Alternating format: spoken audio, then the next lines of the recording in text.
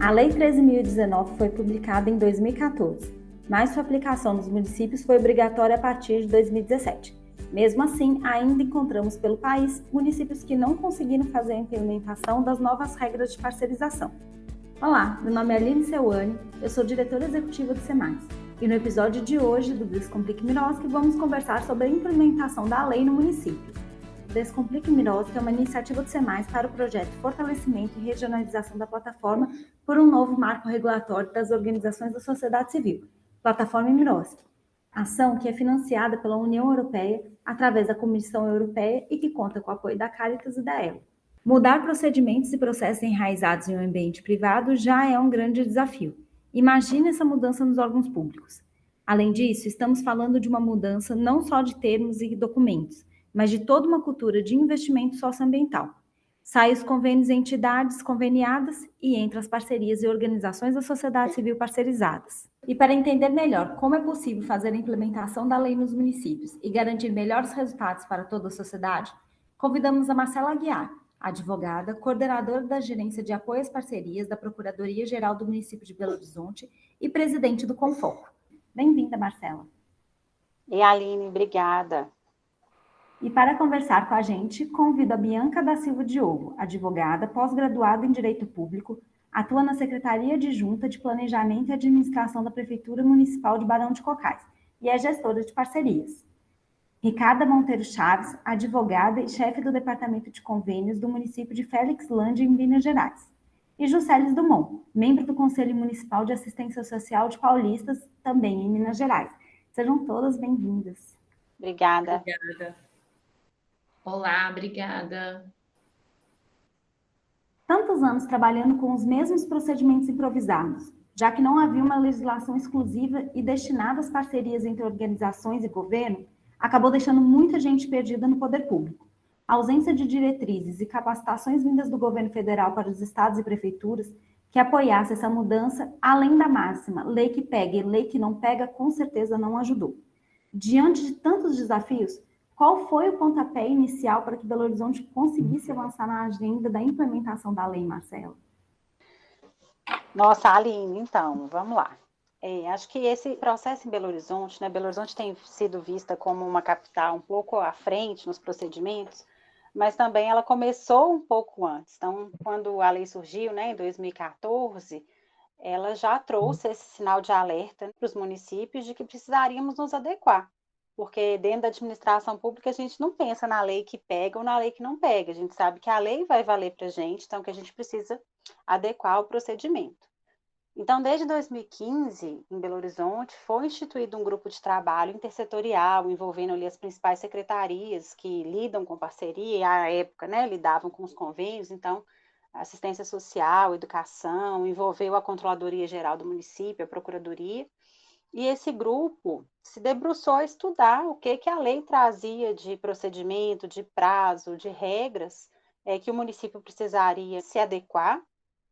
E aí, em 2016, a gente teve o primeiro decreto municipal. Então, assim, a gente já tinha um corpo de servidores envolvido em estudar a lei, em conhecer essa nova legislação. Tínhamos, então, também a primeira normativa. Então, quando deu 1º de janeiro de 2017, em que os municípios já deveriam estar aplicando o marco regulatório, Belo Horizonte já tinha, então, a regra interna, o decreto que regulamentava a lei, e já tinha uma turma de servidores ali formada, capacitada, completamente imersos no processo da lei. Então, isso ajudou muito. Em 2017, nós já começamos com procedimentos adequados. E aí, em 2017, a gente teve grata surpresa de ter o Dr. Tomás de Aquino como procurador-geral do município em 2017 e traz toda a bagagem que ele tem em relação à vivência do terceiro setor e do próprio marco regulatório, porque participou desde os primórdios da lei, das discussões do governo federal. E aí ele traz um novo olhar para o marco regulatório, para as parcerias, para o relacionamento com o terceiro setor. Com isso, a gente tem uma consultoria externa da doutora Laís Figueiredo também, que é uma referência no Brasil sobre o marco regulatório. Então, conseguimos desenvolver ali todos os modelos. Então, hoje, Belo Horizonte tem modelo de todos os termos, modelo de plano de trabalho, modelo de manual de prestação de contas. Então, o que a gente chama de um kit de ferramentas de parceria. Hoje, todos esses instrumentos estão disponíveis lá no portal das parcerias de Belo Horizonte. Eu vejo, Aline, então, que essa construção de 2015 até 2018, e aí 2018 Belo Horizonte já operava 100% com todos os instrumentos de parceria, porque até 2017 a gente ainda podia ter convênio pela própria regra da lei, mas a partir de 2018 não podia mais. Então, acho que essa construção que foi feita com muito cuidado pelos servidores, envolvendo também o secretariado, fez toda a diferença para a gente estar hoje um pouco mais à frente do que a gente tem ouvido, inclusive alguns municípios buscando mesmo da gente essas informações. A Marcela pontuou uma questão que eu vejo muito importante na implementação do marco regulatório, que faz com que Belo Horizonte tenha se destacado na implementação, que é essa questão da capacitação de forma prévia, que facilitou, no caso da história de Belo Horizonte, junto a essa nova regulamentação, que realmente faz toda a diferença para os municípios.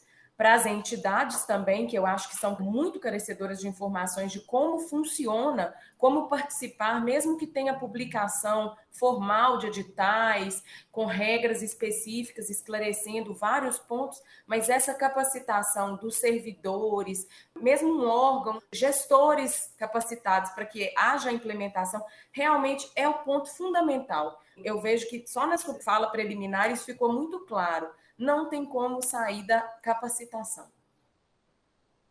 Ô, Ricardo, isso é muito legal, você trouxe esse ponto, né? Eu nem tinha falado aqui.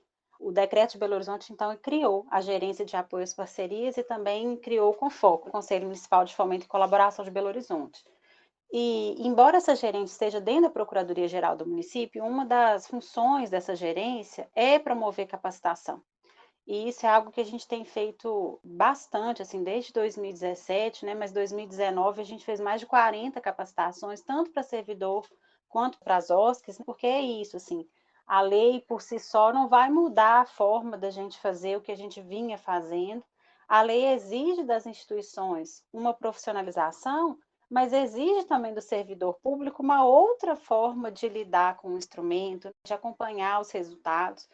Então, a capacitação acho que é um ponto central para qualquer município, e hoje a gente tem acesso à internet e a várias plataformas que têm conteúdo que os servidores podem acessar gratuitamente. Então, acho que é realmente um ponto que faz muita diferença. Ano passado, a gente fez aqui um grupo de estudos do marco regulatório só para servidores. Foram 11 encontros semanais. Nós conseguimos reunir 70 servidores, assim, toda semana, foi muito legal. E a gente pegou a lei do primeiro artigo ao último, fizemos a leitura de um por um, discutindo como é que aplicava, como é que a gente estava entendendo que aquilo deveria ser aplicado, como é que se relacionava na prática com o que precisava ser feito. E agora, 2022, a gente quer lançar, então, a lei comentada a partir do trabalho desse grupo. Mas o mais legal é você pensar que, com 11 encontros, a gente conseguiu formar 70 servidores no município de Belo Horizonte que conhecem a lei toda, do início ao fim, como que ela se aplica no município. Então, realmente é um ponto bem importante a gente focar nessa capacitação também para os servidores. De fato, eu vejo muito importante mesmo, muito necessário para nós que estamos aqui no interior, no meu município, por exemplo, com 5.000 habitantes apenas, chegar essas informações, chegar essa capacitação é de extrema importância. Um dos nossos desafios aqui é justamente realizar essa integração entre as secretarias envolvidas, ter esse acesso e essas informações é de extrema importância para que esse trabalho seja implantado da melhor maneira possível. Eu digo implantado porque aqui a gente já realiza, mas eu ainda vejo como implantação ainda gradativa. Essa questão do conhecimento precisa ser realmente aumentado, disseminado aqui. Juscelis, eu fico pensando que realmente um município com 5.000 habitantes, né? Como é que a gente lida com essa situação de ter que capacitar, de dar apoio para as instituições? Mas é isso, assim, acho que a gente não precisa ficar focado também só no nosso corpo técnico, da gente pensar nessas fronteiras que a internet abre para a gente. Claro, tendo muito cuidado com o que a gente acessa, porque quando a gente fala de marco regulatório, ainda tem muito aventureiro, tem muita informação que a gente não pode aproveitar e tomar como verdade, mas tem muito site, muita informação para o site dos governos, do governo do estado, do governo federal, tem material disponível. Inclusive, já vou fazer aqui o manual do marco regulatório feito pelo Distrito Federal, um material super completo, é quase uma lei comentada mesmo, com procedimento, com modelos. Então, da gente buscar esse conhecimento, às vezes, fora do município, se a nossa estrutura de prefeitura não permite que a gente tenha todo esse contexto que Belo Horizonte tem, né? É a capital do estado, é uma cidade realmente grande, desenvolvida, muitas secretarias, um corpo técnico enorme, mas vale a pena a gente pensar fora da estrutura do executivo nesse momento. Muito bacana isso, Marcelo, e muito necessário, porque às vezes nos falta aqui realmente a informação mesmo. A gente quer implantar da forma correta, mas tem esses entraves. Então, como vocês colocaram, essa questão da tecnologia hoje, as possibilidades aí que a internet nos traz, realmente é muito válido isso. A gente buscar as parcerias, buscar informação com quem já está à frente, inclusive, já está caminhando aí há mais tempo. Essa questão da capacitação, ela é de fato muito importante, e aqui no município de Barão de Cocais, um dos grandes desafios que a gente enfrenta é dentro do poder público mesmo. É essa interação, esse envolvimento com os parceiros para fazer com que a coisa aconteça, né? Porque quando a gente lida com dinheiro público e pessoas, eu acho que a gente tem que ter um cuidado muito grande. E por ser muito burocrático, as pessoas já têm aquela ideia de as coisas no poder público não funcionam, né? E aí um dos maiores desafios é realmente este envolvimento mesmo do público com o privado. Bianca, eu acho que é super interessante, né? Porque uma das coisas que eu acho mais importantes é a gente se conhecer, assim, prefeitura conhecer a realidade das organizações da sociedade civil e as organizações da sociedade civil também conhecerem a realidade das prefeituras. Porque quando a gente está falando que é um servidor público, que precisa de um parecer jurídico, que precisa de uma assinatura de um secretário, a administração pública é burocrática. A burocracia é essencial na administração pública porque é uma forma de controlar. Então, assim, não ter só uma pessoa para aprovar tudo, então tem alguém que controla aquela que está aprovando. E isso é uma segurança para nós enquanto sociedade. Mas a gente não pode se valer da burocracia para gerar aí prazos desnecessários, entraves desnecessários. Mas muitas vezes a organização da sociedade civil que está sendo parceira nossa não sabe nem o que uma procuradoria faz, não sabe o que um administrativo dentro de uma secretaria faz, quais são ali os passos da parceria.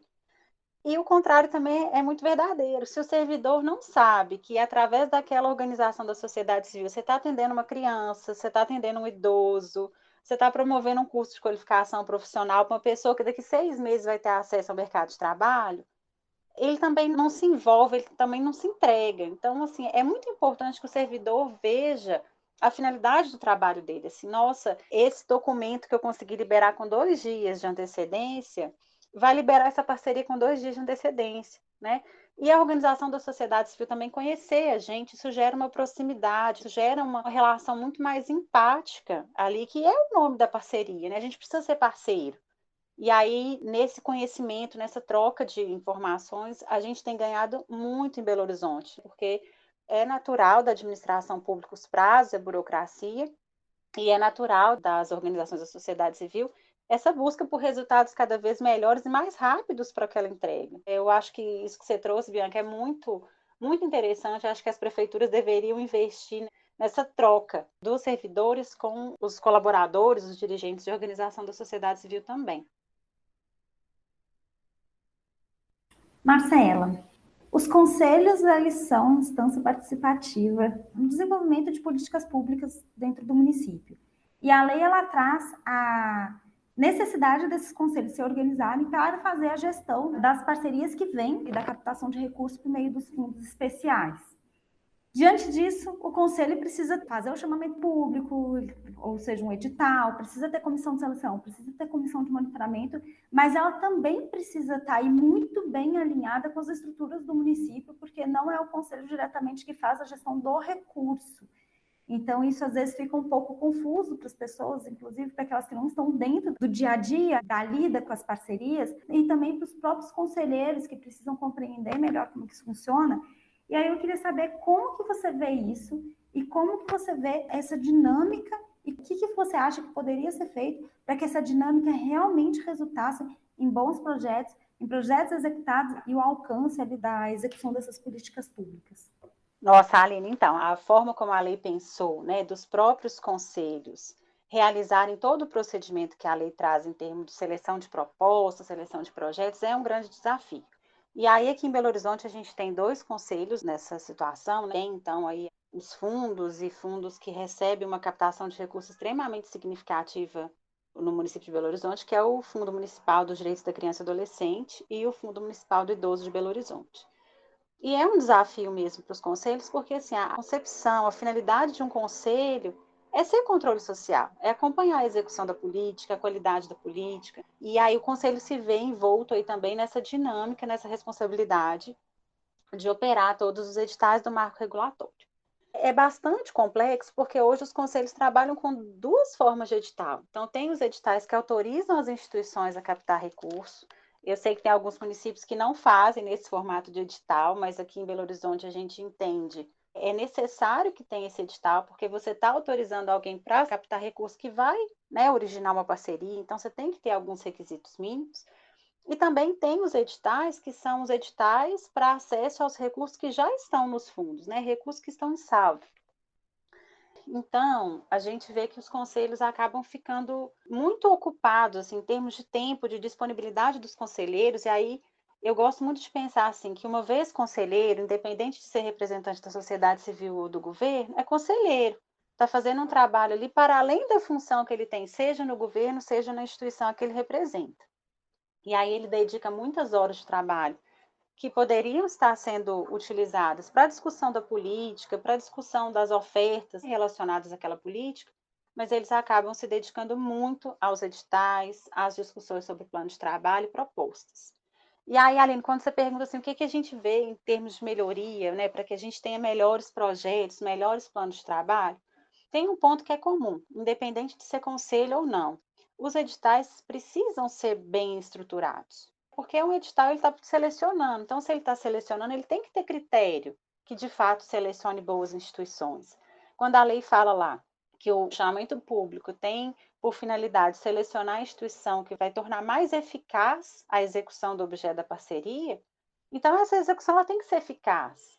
E fora isso, a gente está falando de uma parceria do marco regulatório, então ela tem que ter uma finalidade pública e recíproca.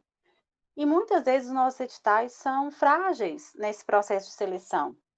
E aí a gente tem propostas um pouco frágeis em relação ao atendimento à política, principalmente quando a gente está falando de conselho de idoso, conselho da criança e adolescente, e os planos de trabalho também, que as pessoas ainda não se apropriaram, nem as organizações da sociedade civil, nem os servidores de forma geral e conselheiros. Porque o plano de trabalho mais importante é que ele defina metas, ele define ali o que a gente está pactuando. E muitas vezes a gente se depara com metas que não são mensuráveis, então a gente não consegue medir. A gente sabe que a gente quer chegar em algum lugar, mas a gente não define qual que é esse lugar que a gente vai chegar, em quanto tempo. O que é muito ruim para os 2 lados, porque aí a gente coloca o gestor dessa parceria numa posição de dificuldade de monitorar, porque se você não sabe onde você vai chegar, imagina o gestor. E para as organizações da sociedade civil também, porque quando uma OSC não define qual que é o resultado, qual que é a entrega daquela meta, ela pode vir a ser questionada no futuro porque a meta não demonstrava ali qual que era a finalidade dela, qual que era o resultado, né? Então, acho que esses são 2 pontos importantes. Marcela, nesse processo todo do Conselho, então, de aprovação e de parcerização, dessa gestão desse recurso, é necessário lidar com o poder público e aí dar o poder público e o Conselho darem as mãos para poder conseguir fazer, efetivar essa parceria. E aí, como que você enxerga, como funciona essa dinâmica do Conselho com o poder público para a parceria no âmbito de recursos que aí são geridos pelos fundos especiais? Aline, então, é exatamente isso, assim, precisa de ter essa parceria também conselho-governo, conselho executivo. Por quê? Porque a forma como está estruturada na legislação, assim, vou dizer de modo geral, pode ser que algum município tenha uma especificidade, mas nós temos os conselhos, que são os gestores dos fundos especiais. Então, aqui em Belo Horizonte, a gente está falando do Conselho Municipal do Idoso, Conselho Municipal dos Direitos da Criança e do Adolescente. Então, estes conselhos, eles são os guardiões do recurso, são eles que definem em qual finalidade o recurso vai ser aplicado, se vai ser elaborado um edital, se não vai ser, quem são as instituições ali que vão ser beneficiárias dos recursos. Mas, pela regra da despesa pública, do orçamento público, a pessoa que pode assinar uma autorização de pagamento, a pessoa que faz as assinaturas necessárias para transferir o recurso do fundo municipal para uma organização da sociedade civil é do executivo, é um secretário municipal, em alguns municípios, né, está mesmo vinculado com o prefeito, mas você tem uma pessoa do executivo que é responsável. E você tem uma estrutura dentro do executivo, toda administrativa, que muitas vezes é a pessoa que vai abrir um processo, que vai incluir um documento, que vai ver se as certidões daquela organização da sociedade civil estão ok, precisa de um parecer jurídico, né? O parecer jurídico, então, dentro das prefeituras, a gente tem um corpo ali de advogados, e aí eles vão verificar se aquilo que está no processo está legal, está de acordo com a lei, para dizer para o prefeito, para o secretário, pode assinar. Então, se essa relação do conselho com o governo não está bem estabelecida, não está claro qual que é o papel de cada um, qual que é o canal de comunicação, qual que é o fluxo, isso pode se perder, isso pode atrasar. Então, já não é um processo rápido, a gente sabe isso do Brasil todo, né? Sendo que Belo Horizonte é um dos municípios que mais capta recurso nos fundos, mas a relação que a gente sabe, que a gente tem conhecimento, é que esses recursos muitas vezes ficam mais de um ano entre a entrada no fundo e a formalização da parceria.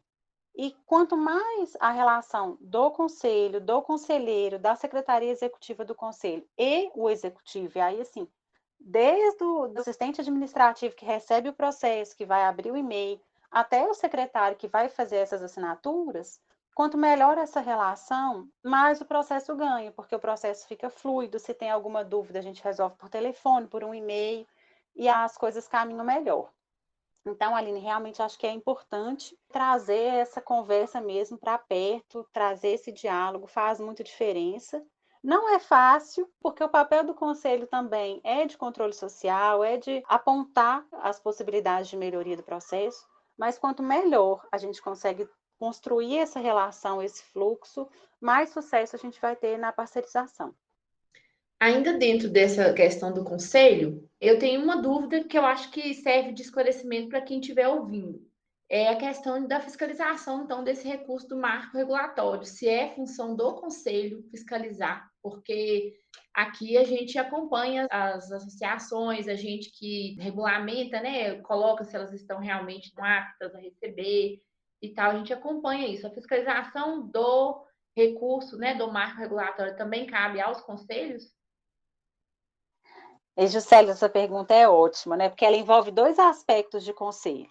Porque o conselho, enquanto guardião do recurso do fundo, ela tem que saber da aplicação do recurso. Ela precisa fiscalizar, ela precisa acompanhar como que esse recurso está sendo aplicado, para onde ele foi direcionado, quanto de rendimento bancário, financeiro esse recurso tem ali mês a mês.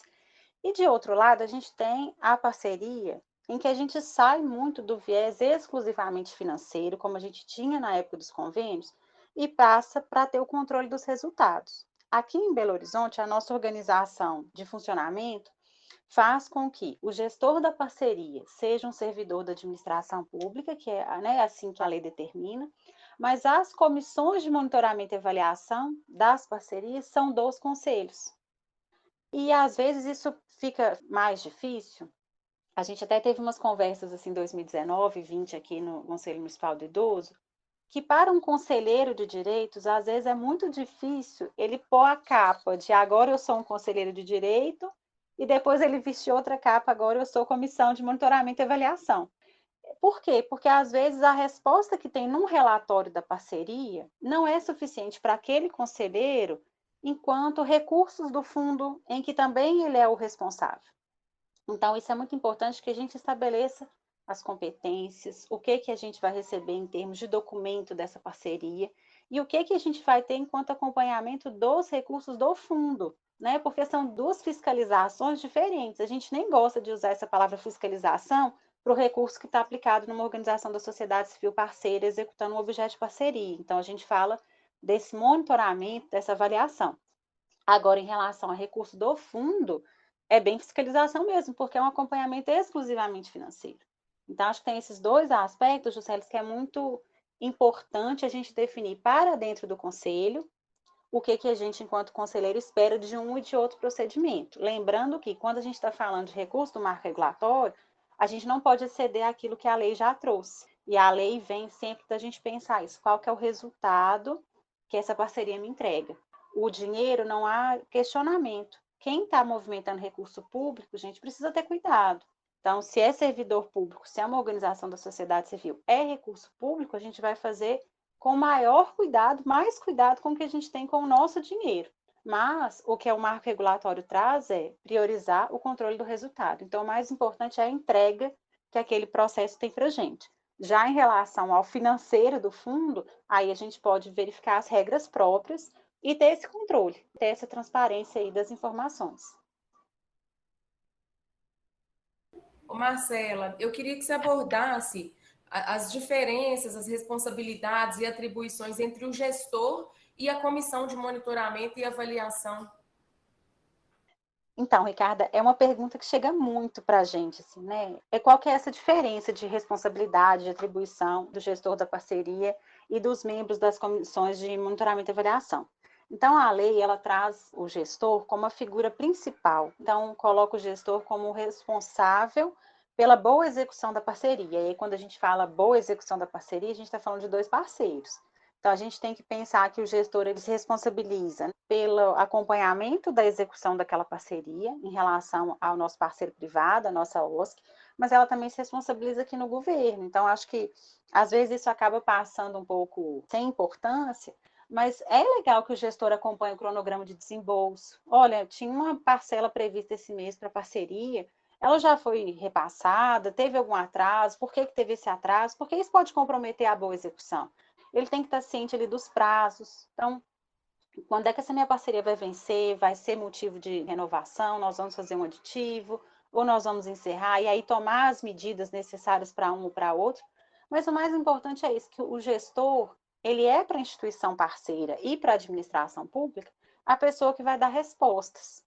Então, se eu preciso ajustar meu plano de trabalho, se eu preciso ajustar a minha execução, se eu vou precisar de mais prazo para executar essa meta, se eu vou precisar de mais recurso, então, se eu tenho que redimensionar recursos dentro do meu plano de trabalho, o meu gestor é essa pessoa que vai dar resposta para os dois lados, né? Tanto para o meu parceiro quanto para a administração. O gestor ele tem que saber a realidade da parceria, onde que aquela parceria está, quais são as dificuldades. Então, às vezes, o meu parceiro está com dificuldade de contratar pessoal, então ele não vai conseguir executar essa meta. O que eu posso fazer para ajudar? Olha, você está querendo contratar um professor de música e aqui no município é muito difícil, vamos trocar essa aula de música por um outro tipo de oficina, que a gente tenha mão de obra mais fácil, mais acesso. Então, eu gosto de pensar nisso. Porque qual que é o fluxo que a gente tem? O gestor recebe os documentos da instituição, o relatório de execução do objeto. A partir daquilo que ele acompanhou ao longo do período, ele faz o relatório técnico de monitoramento e avaliação. E esse relatório é encaminhado para a comissão de monitoramento e avaliação para validar. Então, no final das contas, a comissão ela está mais próxima do gestor do que da parceria. E o gestor, sim, é a pessoa que está próxima da parceria, né, e do parceiro. Eu queria que fosse abordada a questão de onde vêm os recursos que podem ser geridos dentro do marco regulatório. Então, Ricarda, é uma pergunta difícil, né? Uma resposta difícil. Assim, eu vou tentar falar um pouco daquilo que eu tenho de conhecimento aqui em Belo Horizonte. O que a gente já viu como sendo recurso possível de ser parcerizado? Em regra, a gente tem o recurso do próprio município, né? Que a gente fala que é o recurso do tesouro, o recurso ordinário do tesouro, que a gente pode ouvir essa expressão assim, é ROT. Quando fala que o recurso é ROT, é porque é recurso do próprio município que vem da arrecadação. Mas a gente pode ter recursos de fontes externas do município, como, por exemplo, as transferências da União, as transferências do Estado, que também podem ser parcerizadas. A gente tem uma novidade das emendas parlamentares, assim, não é muita novidade em termos de emendas federais e estaduais, mas aqui em Belo Horizonte 2022 a gente tem a novidade das emendas municipais, que vão incorporar de fato no orçamento do município e podem se tornar parceria. E no caso específico dos conselhos, do Conselho do Idoso e do Conselho da Criança e Adolescente, nós temos a prerrogativa legislativa de que parte dos recursos devidos do imposto de renda de pessoa física e jurídica podem ser destinados para os fundos e esses recursos também podem ser operados via parceria. Então, de forma geral, acho que esses são os recursos que a gente pode movimentar dentro do marco regulatório, mas eu desconheço uma regra que impossibilita algum tipo de recurso.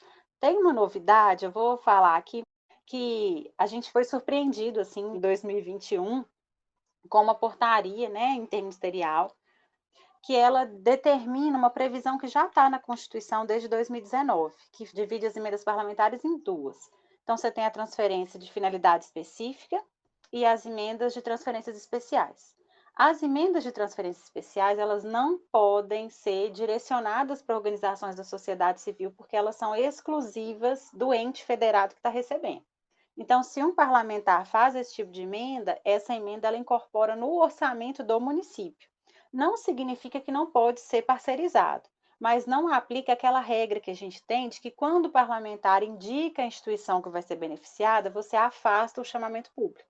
Então, isso é uma novidade para os municípios. Então, assim, acho que vale a pena todos os municípios terem conhecimento disso, porque muitos municípios dependem de emenda parlamentar, muitas organizações da sociedade civil em municípios pequenos dependem dessas indicações de emendas parlamentares. E com essa divisão aí, que é constitucional desde 2019, com essa portaria de 2021, a gente encontra agora esse obstáculo que precisa ser observado pelos municípios, porque afastar o chamamento público nessas situações pode gerar aí irregularidade para o município. Marcela, como vocês fazem aí com as verbas carimbadas? Como é essa divisão? Como que vocês utilizam isso aí com as entidades? Então, Bianca, aqui em Belo Horizonte, quando a gente fala de recurso carimbado, né? Porque recurso carimbado geralmente é aquele assim que vem para o município, mas ele já tem destino certo. Não é um recurso que o conselho ou que o município vai poder dispor. Então, em geral, são os recursos de emenda parlamentar que tem instituição já determinada, né? Então, nesse caso, o parlamentar indicou qual é a instituição beneficiária do recurso, ele está carimbado, ele está destinado, o município não poderia fazer aí um encaminhamento, uma destinação do recurso diferente do que está fixo. Mas o que a gente vê também, que a gente sabe, né, que alguns municípios ainda trabalham com recurso de parceria como subvenção. Subvenção é uma natureza jurídica de recursos repassados para instituições, mas a título de doação. Então, a subvenção é aquilo que a gente passa a título de doação, então não tem uma prestação de contas determinada, não tem uma obrigação ali em relação àquele recurso, e a gente não utiliza mais essa expressão, essa finalidade de repasse, quando a gente está falando de marco regulatório, porque o marco regulatório é uma parceria, então a gente está falando que é um conjunto de direitos e obrigações que eu, administração pública e uma organização da sociedade civil, a gente assume para a execução de objeto, a entrega de um resultado que é ali de interesse público, recíproco.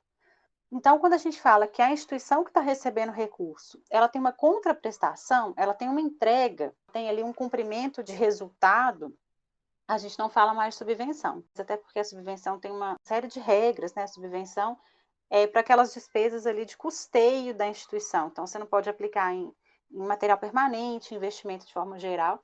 Então, a gente aqui em Belo Horizonte não usa mais, acho que já é um avanço, e acho que é um alerta aí também de que essa natureza de despesa de subvenção não deve ser utilizada para a aplicação de recursos de parceria. Ótimo. Marcela, um dos grandes desafios da parceria é esse diálogo de igual para igual entre o poder público e as organizações da sociedade civil. E muitas vezes a gente, como instituição, ainda tem esse embate do poder público de não enxergar as organizações como parceiras, de alcançar aquele objetivo de interesse público e trabalhar junto com o poder público para que a garantia de direitos seja alcançada, para que a gente possa beneficiar aquela população do município. Como que você enxerga isso? Qual seria uma forma de se começar a solucionar um pouco desse embate e dessa forma de tão desigual da conversa entre as organizações com o poder público? Aline, primeiro me sinto aqui um pouco na obrigação de dizer que os procedimentos, os fluxos, as relações para dentro do município de Belo Horizonte não são perfeitas, estão longe disso. Mas, quando a gente fala poder público nada mais é do que um conjunto de órgãos com um conjunto de pessoas que trabalham ali dentro, com procedimentos praticamente todos estabelecidos em lei. Então, quando a gente fala assim, como é que a gente melhora essa relação de igual para igual? A primeira coisa é conhecer. Você nunca vai tratar alguém de igual para igual se você não conhece aquela pessoa, se você não conhece o trabalho que ela faz, as entregas.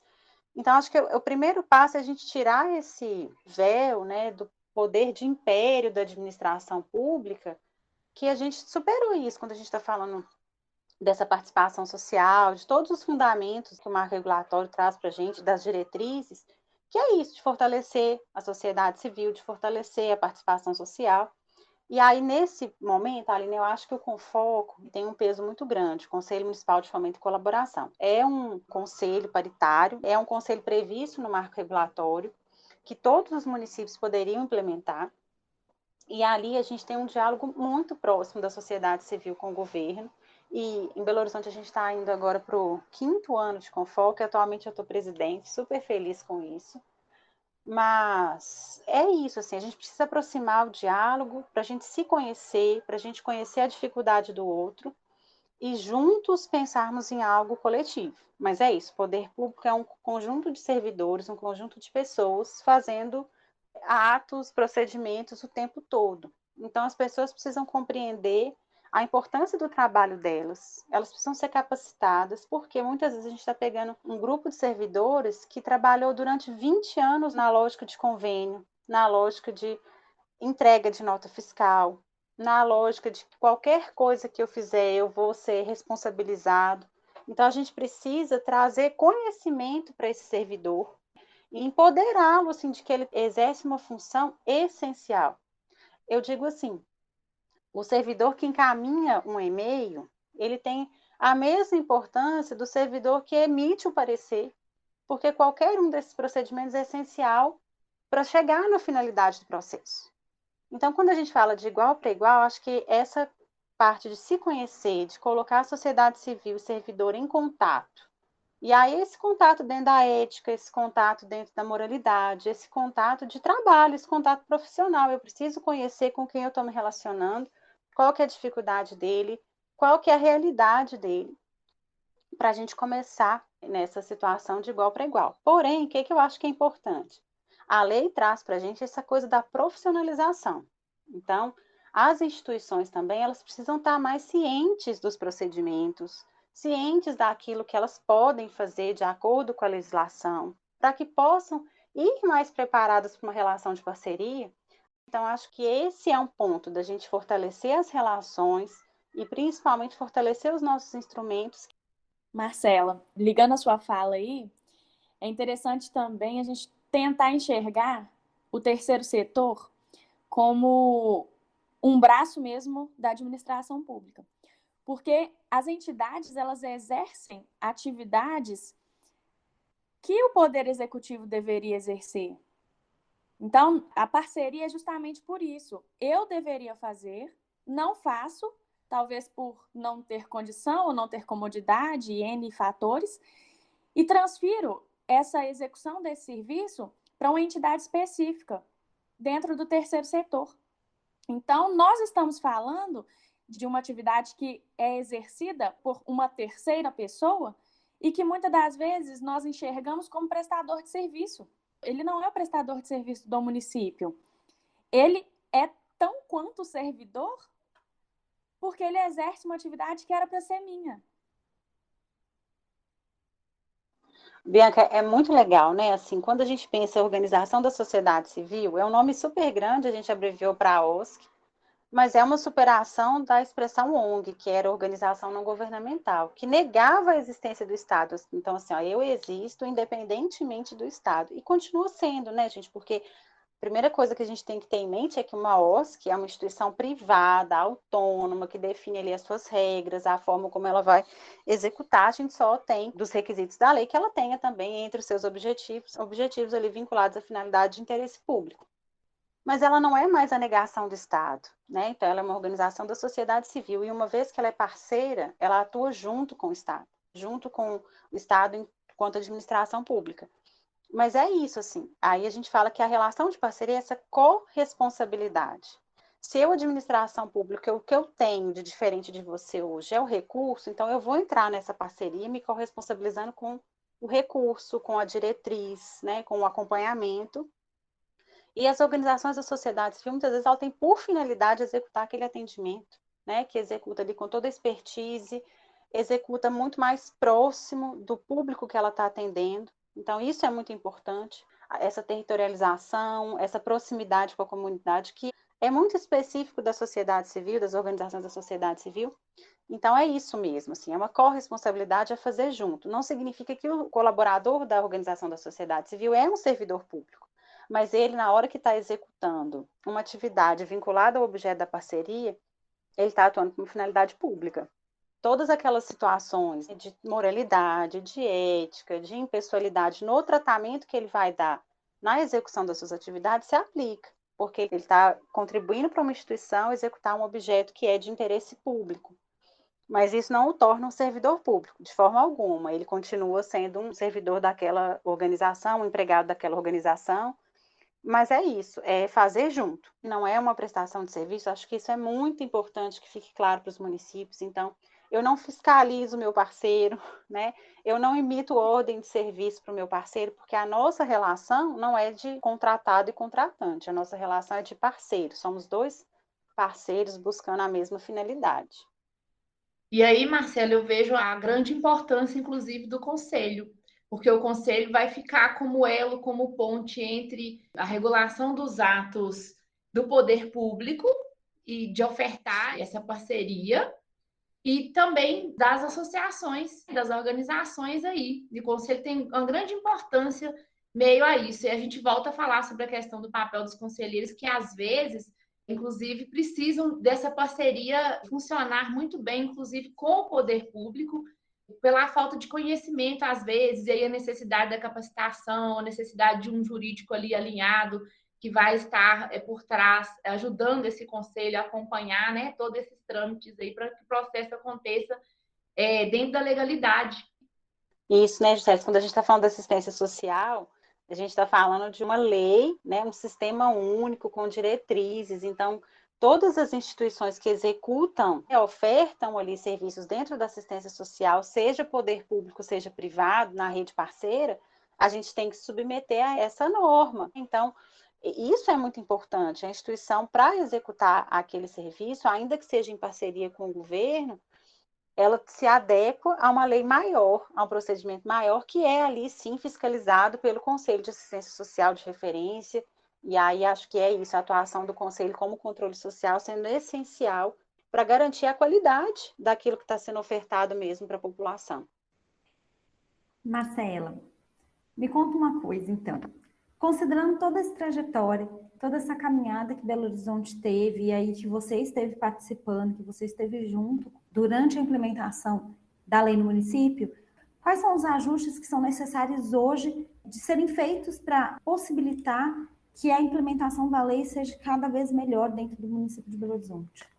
Ali dentro do município de Belo Horizonte, é fortalecer aquilo que já existe, assim, né? Eu acho que é continuar dando a total importância às capacitações, fortalecer os instrumentos, porque quando a gente está falando de instrumento, a gente está falando aqui, gente, das minutas dos termos de fomento, termos de colaboração, os planos de trabalho e o procedimento de prestação de contas. Então, a gente já está no processo de qualificar a nossa plataforma, né? Porque como Belo Horizonte tem mais de 100 mil habitantes, é obrigatório que todos os procedimentos da prestação de contas aí sejam em plataforma eletrônica.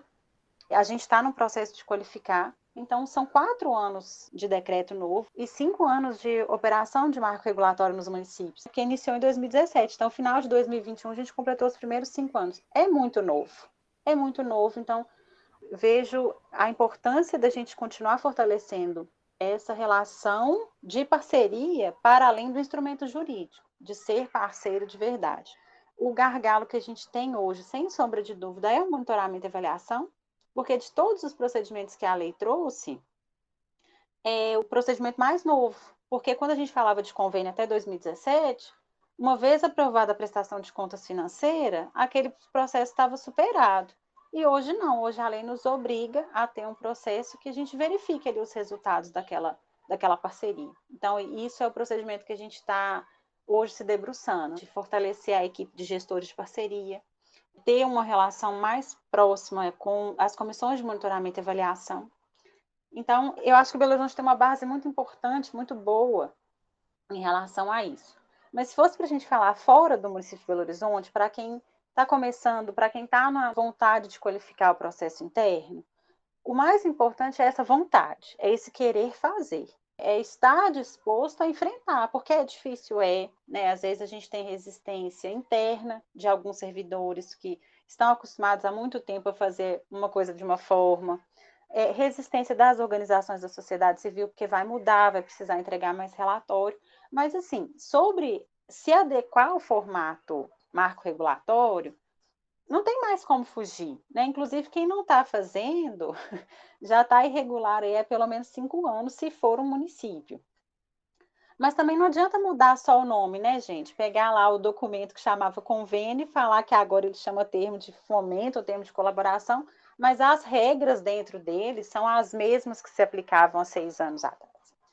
Então, acho que essa boa vontade, esse querer fazer é um ponto essencial. A partir disso, acho que a gente tem que buscar referência. Então, qual que é o município próximo da minha realidade, que está fazendo, está num formato bacana? Porque, às vezes, a gente vai se espelhar. Se a gente pega um município muito pequenininho e vai se espelhar num município muito grande, que tem uma estrutura, que tem um processo muito estruturado, ele pode ser maior do que aquilo que a gente consegue fazer hoje na realidade do município pequeno. Então, é se adequar à estrutura que a gente tem dentro daquele município, de organização, de número de servidores, de número de parcerias, porque a gente sabe que esses municípios pequenos também, às vezes, têm poucas organizações da sociedade civil. Então, você conhece todas, você tem o e-mail, você tem o contato, você pode marcar uma roda de conversa e dizer, olha, a gente está nesse momento agora, qual que é a dificuldade, né? Então, essa vontade, esse buscar referências dentro daquilo que mais se parece com a gente. Então, eu coloco sempre à disposição do município de Belo Horizonte, a gente tem lá no portal das parcerias todos os modelos de instrumento de plano de trabalho em formato editável, então qualquer município, qualquer instituição pode ir lá no site, baixar e adequar para a sua realidade, mas é isso, não vamos simplesmente copiar o modelo de um outro município, porque ele pode não ser adequado à realidade que a gente tem no nosso. Então, ter boa vontade, ter os instrumentos padronizados ajuda muito, e focar na capacitação dos servidores e das organizações da sociedade civil. Se hoje a gente não tem no nosso município alguém que possa fazer essa capacitação, a gente não tem recurso, a gente sabe das realidades dos municípios, mas assim, vamos buscar aquilo que a gente tem disponível na internet, vamos buscar parceria com outros municípios. Tem algumas capacitações nossas, né, que a gente fez aqui pela Gerência de Apoio às Parcerias, que estão disponibilizadas também lá no portal. Então, buscar essas ferramentas. Então, ter vontade, querer fazer, buscar essas referências e capacitar já é, assim, na minha opinião, já é um grande caminho andado. Aline, eu vou complementar, não usem no município como referência o decreto federal. Né? O decreto federal é muito grande para os nossos municípios, então, se você ainda não tem uma regulamentação, né, não tem um decreto que regulamenta a lei no seu município, não busque como referência o maior, que é o decreto federal, buscar referências aí de municípios um pouco mais próximos da realidade de vocês.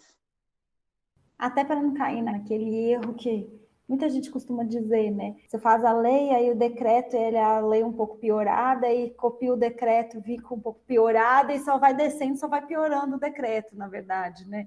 A gente, ao invés de melhorando e adequando para a realidade, só vai piorando o texto. E, Marcela, dentro desses conselhos para o município, eu queria que você desse, assim, pelo menos um conselho, não só para o município, um conselho para o servidor que trabalha no município. O conselho é se dispõe a conhecer.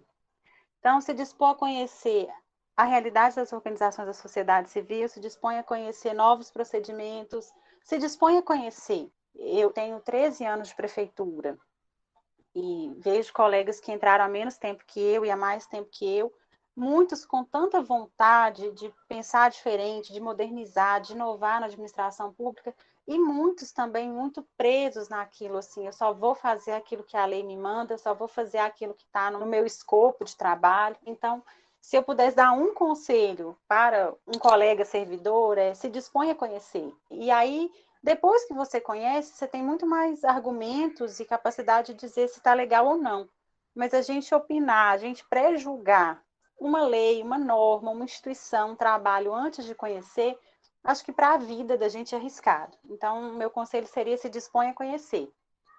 Correndo um sério risco de se apaixonar pelo terceiro setor, porque é a minha realidade, então se dispõe a conhecer e se dispõe também a se apaixonar com o trabalho que é realizado.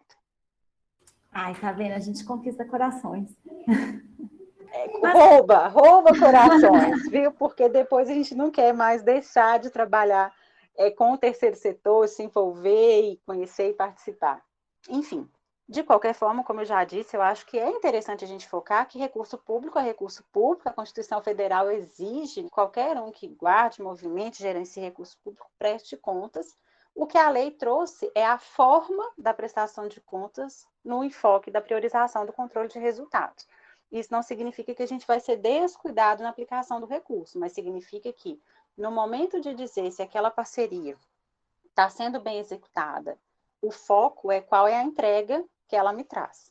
Então, Aline, quando a gente pensa em monitoramento e avaliação, eu ainda penso que o grande desafio que a gente tem é na elaboração dos nossos planos de trabalho, das nossas metas, dos indicadores que vão trazer para a gente o que é o monitoramento e avaliação. Então, eu gosto de pensar que monitoramento é como a gente vê um caminhão na estrada que fala assim: esse veículo está sendo monitorado. Para mim, significa que em algum lugar alguém sabe o percurso que esse caminhão tem que fazer, em qual prazo, onde que ele vai chegar. Então, esse veículo está sendo monitorado, é isso. Se ele parar, se ele fugir da rota, alguém sabe que ele está indo por um caminho equivocado, vai ligar para esse condutor e falar: olha, não está legal, o que aconteceu? Isso, para mim, é um monitoramento. Mas, se no nosso plano de trabalho a gente não diz para onde a gente está indo e quando a gente vai chegar, eu dificulto essa tarefa. Então, eu ainda penso que o grande entrave é a elaboração de um bom plano de trabalho. E, a partir daí, é ter essa pessoa que esteja acompanhando o percurso desse projeto, o percurso dessa parceria. É claro que quando a gente pensa em monitoramento e avaliação de um projeto, tem início, meio e fim, é mais fácil, porque a gente sabe que ele tem um fim. Mas a grande realidade dos municípios, pelo menos aqui em Belo Horizonte, o grande volume nosso de parcerias são de atividades, são aquelas atividades de janeiro a janeiro, como as escolas de educação infantil, as creches, os serviços de acolhimento da assistência social, em que você não tem ali um fim. A sua finalidade é fazer todas as entregas previstas com a maior qualidade possível todos os dias. Então, a gente precisa qualificar esse plano de trabalho, primeiro para que o nosso parceiro tenha muita clareza do que ele está se obrigando e não seja questionado ou surpreendido com alguma coisa ao longo do caminho. E também para que o nosso gestor ele consiga fazer esse acompanhamento, a nossa comissão de monitoramento e avaliação tenha elementos ali para dizer se está de acordo ou não com aquele relatório. Então, para mim, Aline, acho que o entrave é ainda o plano de trabalho e as equipes envolvidas no monitoramento e avaliação, né? A gente precisa de um corpo de gestor que se dispõe a conhecer, se dispõe a monitorar. Não é fácil, porque a gente sabe que nos municípios a gente não tem disponibilidade de pessoal para indicar uma pessoa para ser gestor de parceria e ficar só com essa função. A lei já fala que é uma função não remunerada, então ela incorpora outras funções desse servidor. E eu imagino que o desafio seja mesmo esse, assim, ter essa disponibilidade de tempo, esse conhecimento e esse bom plano de trabalho para auxiliar o nosso parceiro a fazer o percurso que a gente combinou.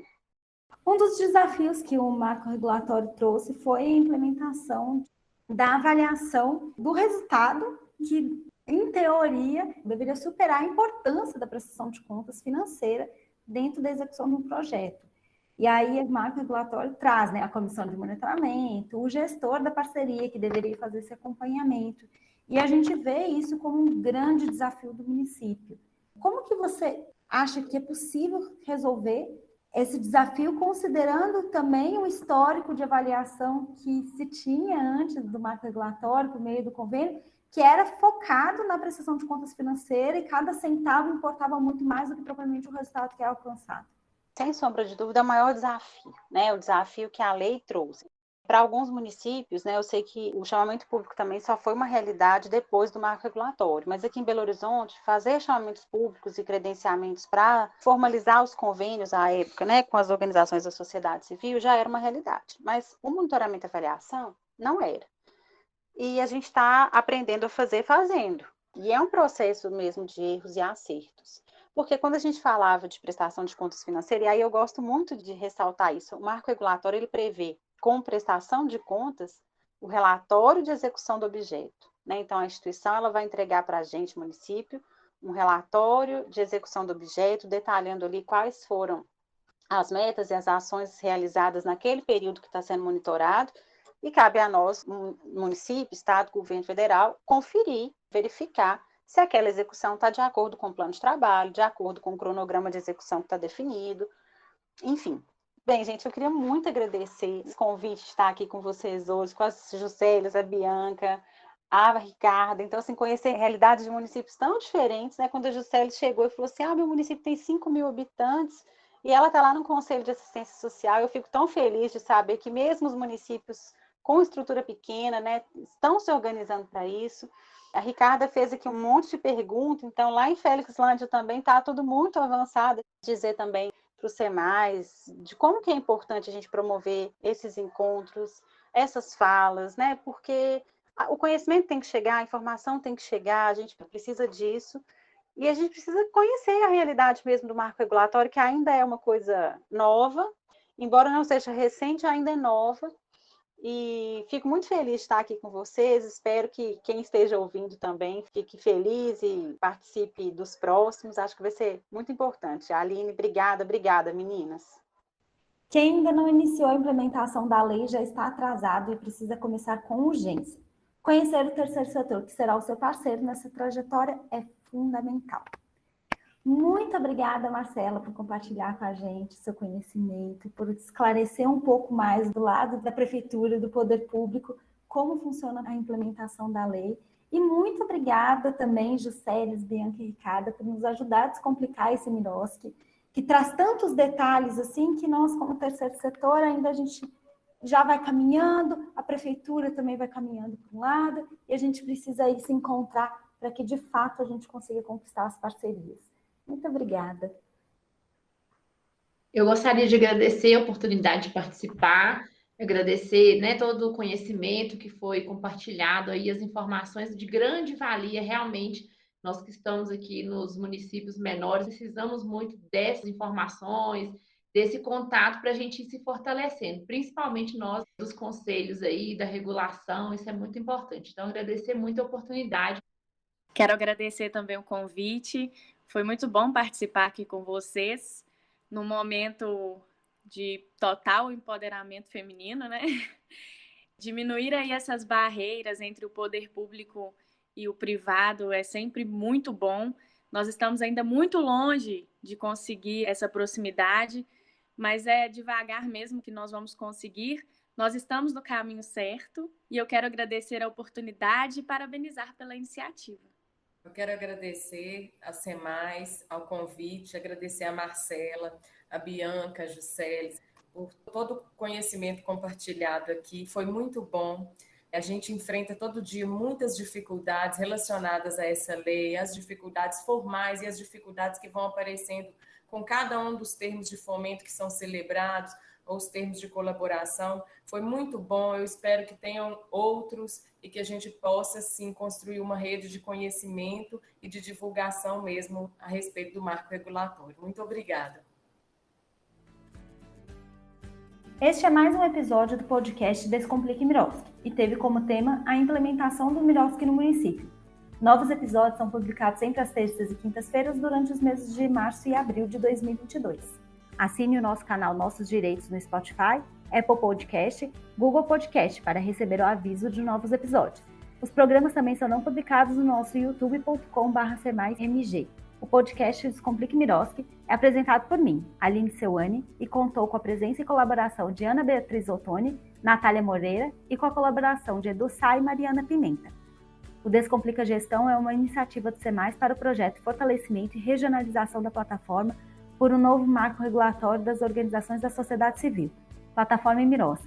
Ação financiada pela União Europeia através da Comissão Europeia e que conta com o apoio da Caritas e da ELO. Esse episódio foi gravado de nossas casas, por isso vocês irão ouvir o som da vida acontecendo em nossos lares. Agradecemos a todas as pessoas participantes e que colaboraram para a realização desse episódio, aos nossos parceiros que viabilizaram esse projeto, que tem como objetivo contribuir com a implementação da agenda ampla do MIROSC e aprimorar o ambiente político, legal e institucional para a atuação do terceiro setor. Agradecemos especialmente a você que nos escuta. Até o próximo episódio!